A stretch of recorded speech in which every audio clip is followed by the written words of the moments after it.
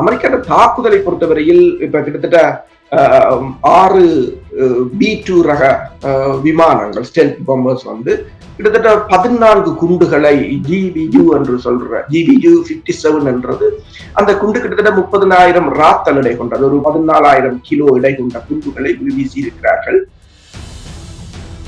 இந்த அணுசக்தி பிரிவுக்கு இந்த தலைவர் கூறியிருந்தார், ரஃபேல் குரோசி கூறியிருந்தார், ஈரான் அந்த நிலக்கீழடி கட்டிடங்கள் வந்து கிட்டத்தட்ட முந்தி தாங்கள் 90 அடி ஆழத்தில் இருப்பதாக யோசித்தாலும் இப்போது 700 அடி அல்லது 700 மீட்டர் ஆழத்தில் இருப்பதாகத்தான் அவர் கூறியிருந்தார்.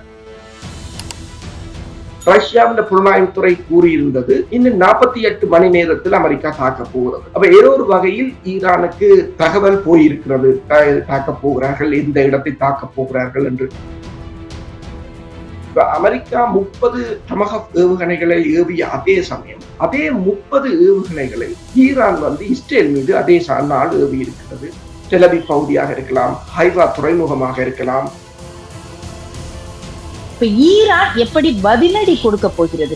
ஈரான் படை கட்டமைப்பு வேறுபட்டது. அதாவது ஒரு 7-8 அடுக்காக இருக்கு. முதல் அடுக்கில் இருப்பவர்களை நீங்கள் அப்படியே கொன்று விட்டாலும்